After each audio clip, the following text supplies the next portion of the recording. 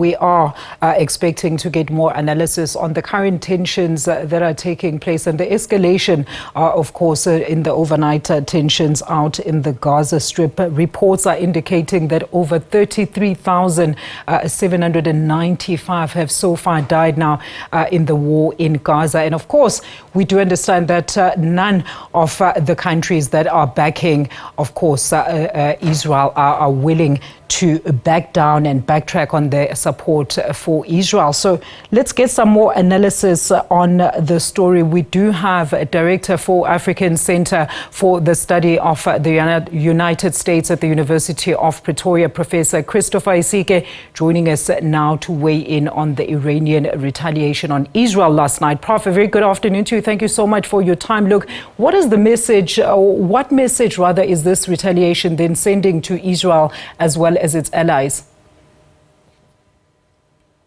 Yeah, good afternoon. Thank you for having me. Essentially, the message is to say that Israel cannot act as a rogue state and hit out and strike anyone that it chooses to strike without observing international norms.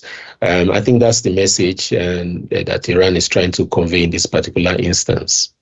Mm-hmm. Look, looking at Iran's capabilities as well as its economy, can they really afford to be at war with Israel? Of course, Israel, if Air Defense says that they've never been faced with an attack of that magnitude before.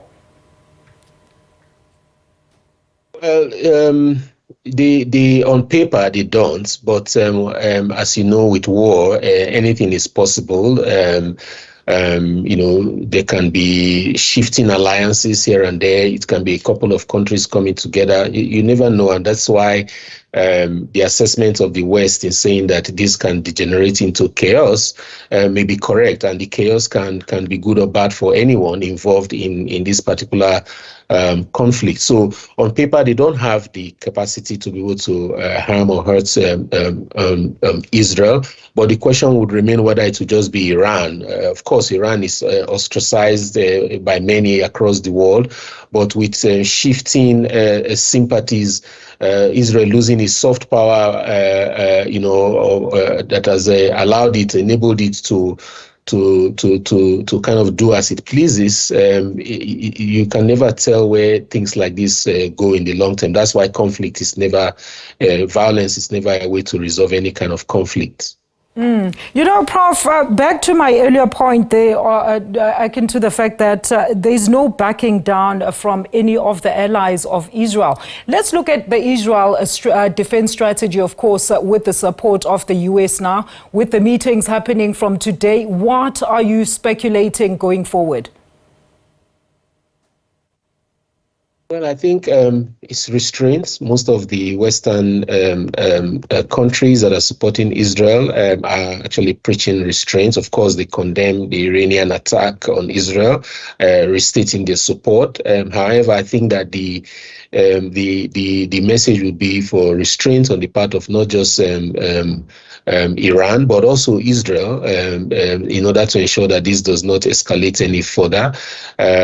Because if it does, it would shift attention from the current crisis in the Gaza, which is in itself is a handful, and considering that there is some kind of hope about a ceasefire, this is not a way to go in terms of shifting attention from that particular conflict. But Prof, I mean, let's look at this. Let's backtrack a little bit. We do know that Iran was, in fact, retaliating to an Israeli attack that took place on the 1st of April there, as you're talking about restraint. And I'm really interested in the U.S. as well as its conduct during this whole conflict, from the veto decisions to fully being in support of Israel, irregardless of the ICJ ruling, and not even using its influence to support and provide for ceasefire talks. Instead, running headfirst with military support and aid, same stance we saw in the Ukraine. What interest then is there for the U.S. to assist in bloodshed moments? At which point do we hold the U.S. partially responsible for their roles in these wars, coming out with such a bold statement, also saying that Iran is a sworn enemy of the U.S., yet Iran was not attacking the U.S. directly?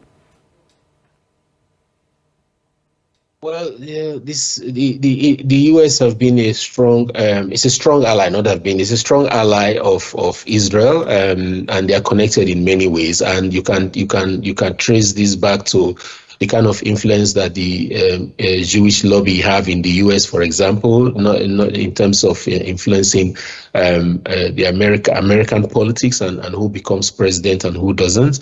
In an election year, especially, this is a critical issue, because it has the potential to also swing the election either way for either President Biden or President Trump, as the case may be. So it's a very serious issue for the U.S. Government currently. However, I think that it would serve their interest to ensure that there is restraint on the part of Israel, to ensure there's no retaliation of any sort in response to these attacks by the Iranians, which in itself also was a response to an alleged attack of Israel by Israel on the Iranian consulate in Syria. I say alleged because the Israelis have neither confirmed nor denied that they were responsible for that attack. So it remains to be seen whether they actually did. Of course, all the evidence points to that, to the fact that they did. So it's a question of also why this would be happening at this point, and whether this feeds into the larger Israeli strategy to get back the support that it was beginning to lose from the US, in at least politically, not militarily, like you said.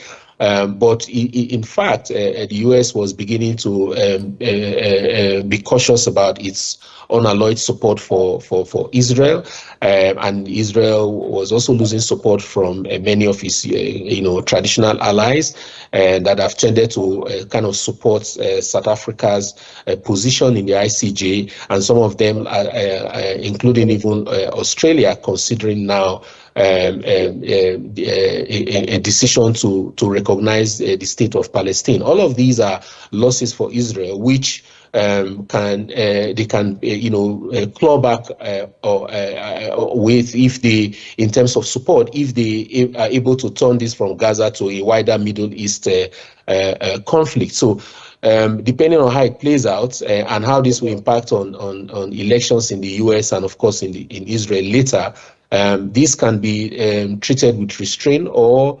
recklessness, and it may have repercussions for all parties involved. Prof, we're going to leave it there. Thank you so much. But I still feel you can still advise your strong ally not to meddle in conflict that absolutely has nothing to do with them. Christopher Isike, the director for the African Center for the Study of the United States at the Pretoria University.